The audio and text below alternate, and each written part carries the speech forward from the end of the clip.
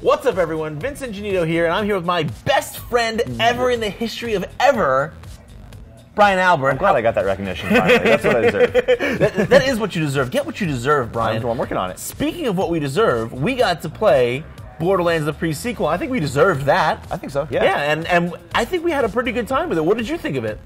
We had a great time. I was playing as Wilhelm, who we've seen some of. We had our content. He's the villain from Borderlands 2, one of them. He was really great. We got to check out his action skills, his Wolf and Saint, these flying drones. Yeah. They're really powerful. You can spec them how you want.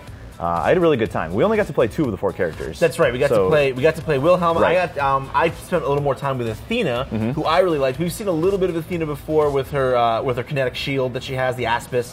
How you can kind of tank damage with it and then send it back out, kind of like Schmapped in America. Right. There's not really Captain America. There's that Handsome Jack trailer where he's like, "Oh, we don't want to get sued, so you throw your shield like Schmapped in America." That trailer, the intro trailer, was actually one of the best parts about it. You see that Anthony Burch's writing is on point. Like he's got that funny satirical humor. That Borderlands humor is it's terrific. But what I really loved about Athena was I went with her. She has one spec tree that's all about elemental attacks.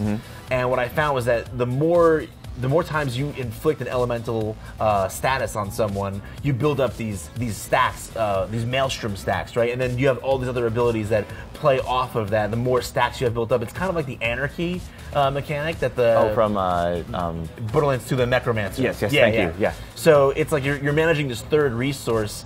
You've got different skills that will help you multiply your number of stacks. So that'll help you hold on to your number of stacks that you can't gain anymore. So it's really interesting how you have to manage it. You're switching weapons constantly to increase your chance of getting elemental procs to go off. So I like. We got to play through twice, and I spec differently so that we didn't have the same experience. Right. And one of our skill trees is more about taking damage from multiple enemies and kind of mitigating that damage and even healing your allies while you're taking damage. Yeah, that was the phalanx tree, right? Yes, that's the far left one. Right. That makes her sort of the team fighter. She can tank enemies. She can taunt them and get their attention. Which is really cool. It's a neat way to play. We don't know the Claptrap class very well. No, we don't know anything about Misha, but if they're more fragile, maybe Athena can run in and start tanking things. Yeah, and that'd be really cool. And something really cool about the shield too is that since the more damage it absorbs, the more damage it does when you throw it out. She has one ability that makes it so that she can actually turn to her friends and have them fire at her shield and take friendly fire and absorb it and then send that damage out. And I loved how Wilhelm, he has, because of Wolf and Saint, he's got a spec tree for Wolf, he's got a spec tree for Saint. He goes with Saint, he's more of a tanky damage absorber, damage mitigator. Saint has a shield over Wilhelm the whole time. And then Wolf is just this flying, he's just freewheeling around blowing the crap out of people. Acid bolts, he has missile strikes. He's got everything you need. Pretty sick. Yep. I just like how, for years now, we've been terrorized by those drones, that different enemies have had. One's healing the guy, and the other one's lighting you up. They're flying around, and you're just like, oh. You're like, God, I hate my life. And now it's now you will hate your life.